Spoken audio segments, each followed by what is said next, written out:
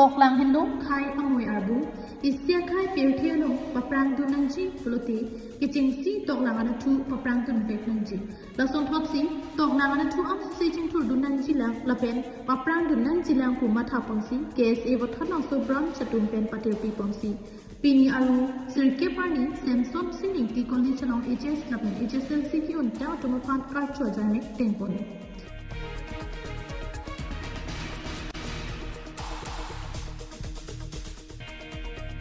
tum kese tum labang so pichun pamilo la se nilita none pong choru le tholo isi lang dam te lage isi songja pu ki plang aphan a kam lage na itum budam te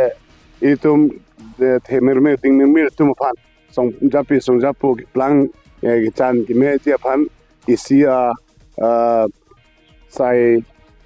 sai lo helo ni la se choru pa lo Andat ke itum kado itu lang dunlo mesen lo ke pas atum dopik lo andat ke kapicu labang so joy megamong home singing len vice president hinten mai chari ponsi mai chengpon labang so mai long bothat nang song kang anupan ponsi archu phamlo lasso no tharini na prokem abang ku bang phi phat archu pon labang so joy megamong sir poman pen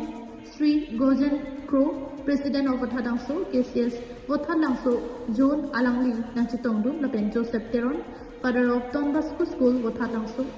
Thare Biswajoti Teron, General Secretary, KSACC Chandra Singh Teron, Vice President ST Morcha, West Karbi Anglong District, Sar Therong Hang, President KSA West Karbi Anglong,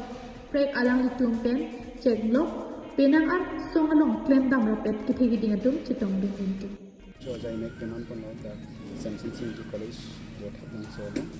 militum kar bilo chari asong Wathadang so aro ben SMS pet akemang bang yelo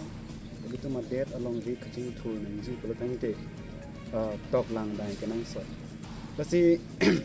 tok lang kang thur ponjia phan akemang sin militum la student atum phan ninga parung ponjia phan sia akemang lo kasi pinin tum felicitation program abang badat mesen dan chun kono laben pining wathat lang so ang kangalong unang mesen ke papas kono tundo kasi pinin tum bang tharo ke thom abat tum archu ponong lo open ke bang weda dola laben